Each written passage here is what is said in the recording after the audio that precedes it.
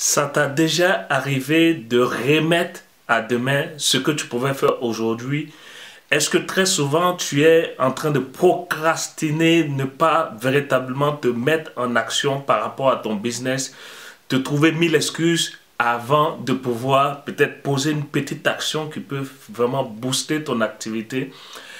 Moi également, ça m'est arrivé et je vais partager avec toi aujourd'hui trois astuces que j'ai pu utiliser pour pouvoir me mettre en action dans mes business.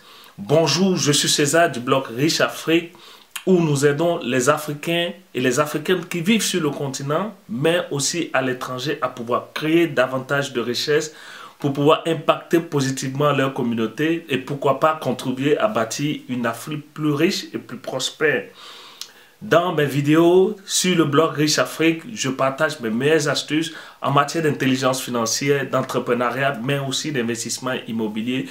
Donc, si ça t'intéresse, que tu es nouveau sur cette chaîne, je t'invite sans plus tarder à t'abonner afin de ne pas manquer nos prochaines vidéos. Donc, il faut rester jusqu'au bout de cette vidéo parce que ces trois astuces-là, je pense que ça sera vraiment quelque chose qui va changer peut-être ton approche sur l'investissement, sur l'entrepreneuriat. Et je veux véritablement que par cette vidéo, toi aussi, tu puisses décider dès aujourd'hui à te mettre en action. Avant, je vais déjà préciser que la mise en action dépend en fait de la motivation, des différents objectifs que tu te fixes ou bien que tu t'es déjà fixé mais que tu n'arrives pas à réaliser.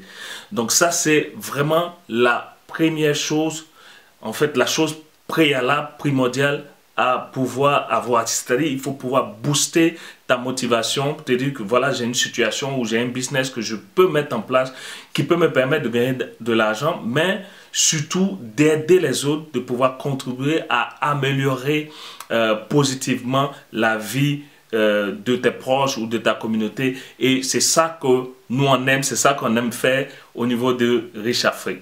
Donc les trois astuces que moi j'utilise jusqu'aujourd'hui pour pouvoir me mettre en action et éviter de procrastiner à chaque fois, c'est premièrement de pouvoir véritablement mettre en action de petites choses. C'est-à-dire que ça peut être par exemple une formation que je peux suivre sur Internet et ça me donne des idées, ça me donne de la motivation pour pouvoir avancer.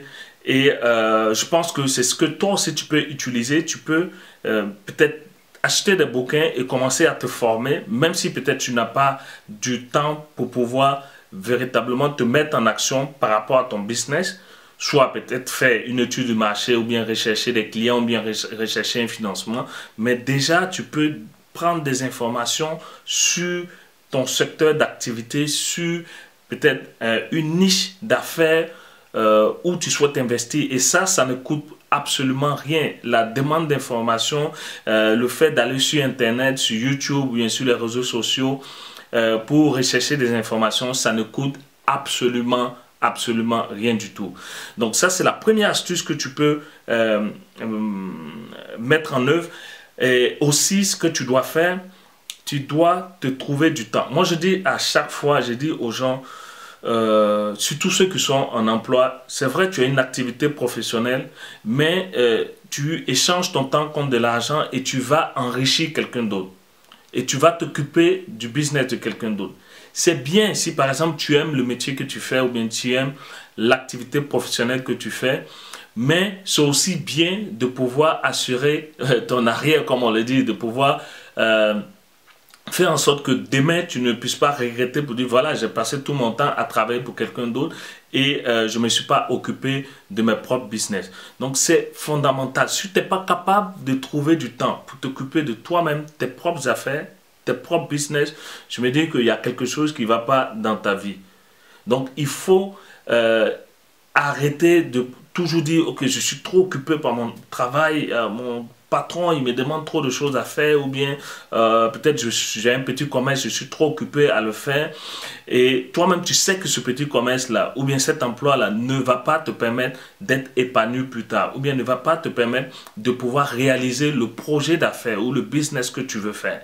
Donc, prends le temps de pouvoir t'asseoir, réfléchir à ton business, mettre sur papier un business plan, ou bien chercher des financements, ou bien peut-être te former, simplement te former sur ton secteur d'activité, de sorte à pouvoir véritablement te mettre en action dans un bref délai. Donc ça, c'est ma première astuce. C'est ce que moi-même j'utilise. C'est-à-dire quand j'étais en emploi, je ne le faisais pas le matin, mais surtout à la descente, parce que le matin, je n'avais pas le temps de courir après le métro ou bien voilà, l'autobus.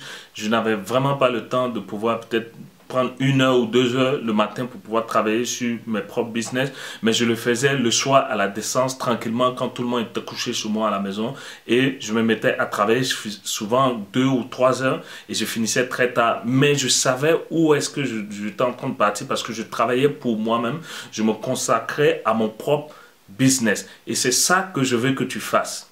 Donc première astuce. Deuxième astuce, ce que tu dois faire, c'est de te fixer des objectifs. Ça peut être des objectifs sur le court terme, sur le moyen terme ou bien sur le long terme. Moi, je pense que ça permet d'avoir une vision globale de ton projet d'affaires ou bien même de ton business en général. Et ce qui va te permettre aussi de poser des actions au fur et à mesure. Ça peut être des petites actions. Par exemple, si tu veux ouvrir un magasin de vente de voitures ou bien de vente de chaussures, on va dire. Ce que tu peux faire, c'est de pouvoir déjà commencer à aller te promener dans ton entourage, pas loin de chez toi. Où est-ce que tu peux trouver un bon emplacement? À combien peut coûter ton magasin? Ou bien quel est le budget initial dont tu auras besoin pour pouvoir débuter ton activité. Ça ne te prend pas 1000 heures, ça te prend quelques heures de pouvoir faire cette recherche, de pouvoir demander un peu à gauche, à droite, t'informer, trouver des mentors, ceux qui ont déjà investi dans ce business-là, pour qu'ils puissent te donner des meilleurs conseils. Donc, c'est ça que tu dois faire. Ça, c'est vraiment sur le court terme. Et à moyen terme, tu peux te dire, peut-être dans 2 ou 3 ans, tu dois avoir peut-être un deuxième magasin ouvert dans un autre quartier ou bien peut-être dans une autre ville ou bien dans un autre pays. Ça, c'est possible de le faire. Si par exemple, tu fais des business en ligne, moi, par exemple, ce que je fais présentement à travers les vidéos YouTube et mon blog, je fais la promotion des activités de Riche Afrique 7, mais à moyen terme, là, nous sommes présentement en novembre 2018. Je me donne jusqu'à 2020, par exemple jusqu'à fin 2020, de pouvoir véritablement mettre en place cette structure qui va pouvoir mettre en contact les Africains de la diaspora, mais aussi ceux qui vivent sur le continent africain, à pouvoir travailler ensemble de sorte à nouer des partenariats, des business ou même trouver du financement par rapport à leurs activités. J'avais déjà expliqué ça dans d'autres vidéos et même déjà je vous invite à aussi accéder à la communauté de Riche Afrique où j'ai expliqué tout ça. Je vais vous mettre tout ça dans la barre de description de cette vidéo. Et voilà, moi ce sont mes objectifs, les différents objectifs. Le moyen terme, c'est ce que j'ai expliqué. Sur le long terme, c'est pouvoir véritablement investir plus dans l'immobilier, aussi dégager plus de revenus. Je dirais pas passifs, mais des revenus complémentaires qui vont me permettre de pouvoir aussi financer des startups en Afrique ou bien de pouvoir accompagner des personnes dans nos milieux ruraux à pouvoir développer peut-être leur coopérative ou bien des activités qui vont pouvoir impacter positivement leur village ou bien leur communauté. Vous voyez, c'est ça que... c'est ça, en fait, le fait de fixer les objectifs à court, moyen et long terme. Donc, c'est ça que je t'invite à faire dans la deuxième astuce. Maintenant, ce que tu peux faire aussi dans la troisième astuce que j'ai pour toi, si tu dis que tu n'as pas le temps, tu peux rien faire et que, voilà, tu as besoin d'un support ou bien de quelqu'un pour pouvoir t'aider, tu délègues carrément toute ou partie de ton activité, soit sur les réseaux sociaux, ça peut être Facebook, Instagram, YouTube, comme je le fais présentement.